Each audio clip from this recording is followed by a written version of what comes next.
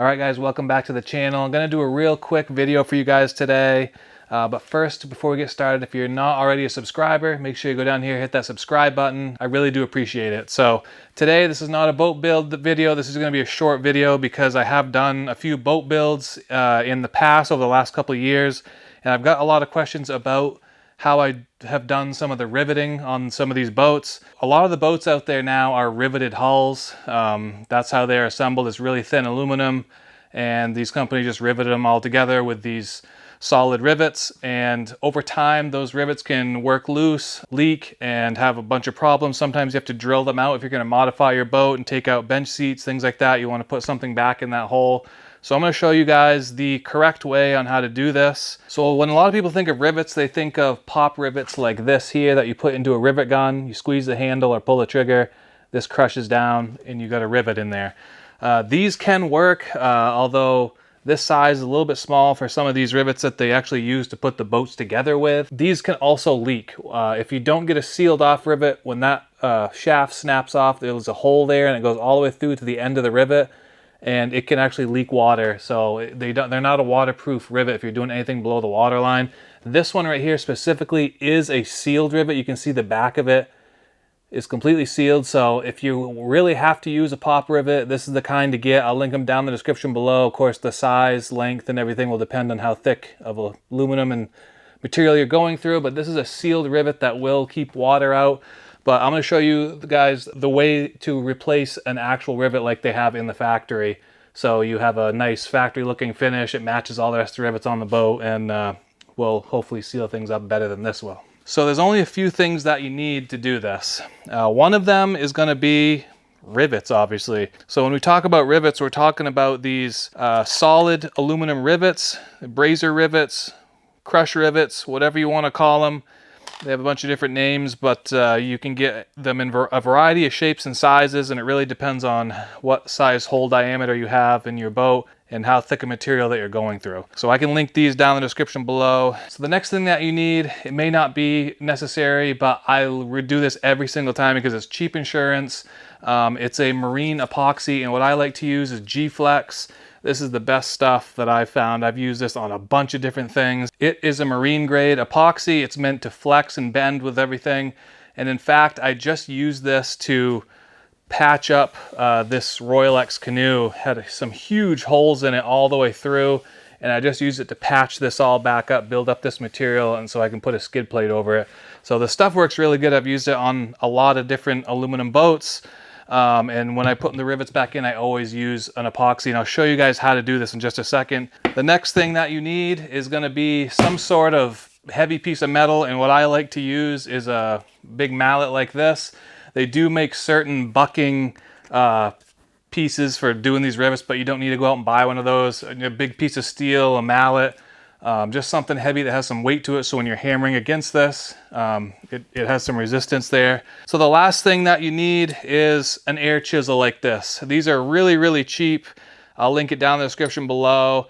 And then the end piece here I'll also link, because this is the important part. You could actually just buy this part and use a hammer.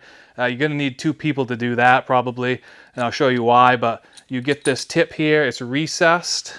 And if you can see, it's meant to fit the rivet right in that tip so it doesn't walk all around on you. Fit right into these air chisels. You hook it up to your air compressor and just pull the trigger.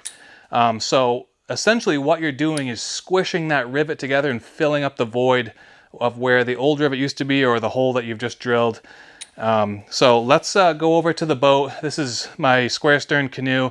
I'm just going to put a few rivets in the bottom. I'm trying to secure up a piece of metal here, and I'll show you exactly what you have to do. I've already got my holes drilled.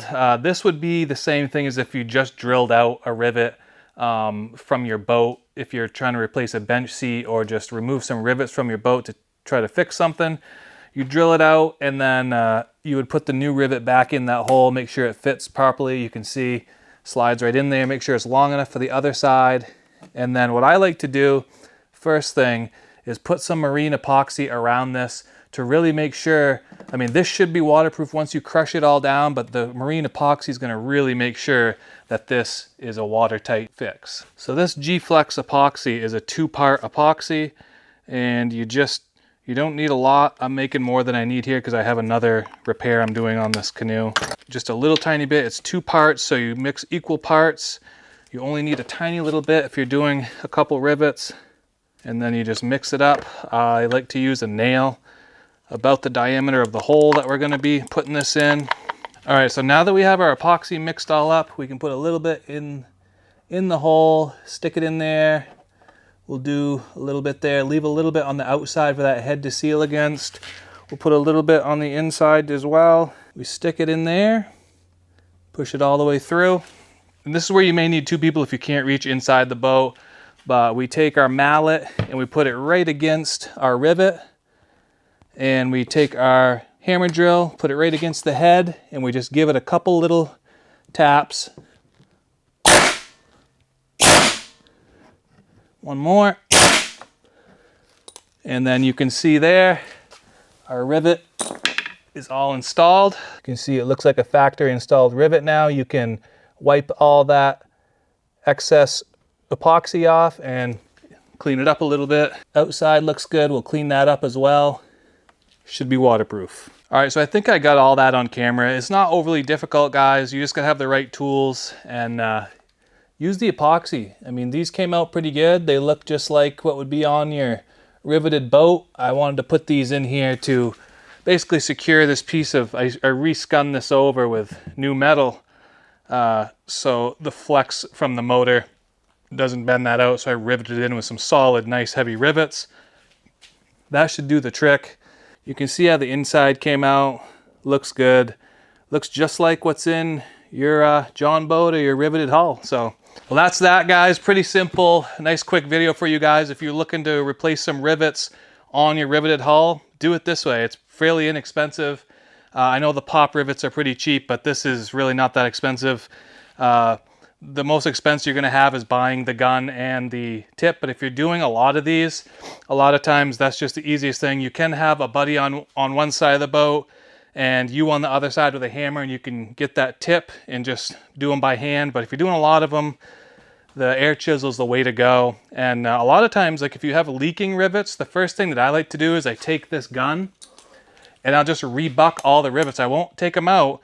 I'll just, you know, tighten them all up, hammer them all, go right down the boat, hammer them, have somebody on the inside hold that mallet against there and just tighten them all up. A lot of times that fixes the leaks. If not, just drill it out and replace the rivet. So anyways, guys, thanks for watching. Subscribe if you haven't already. Catch you guys in the next video.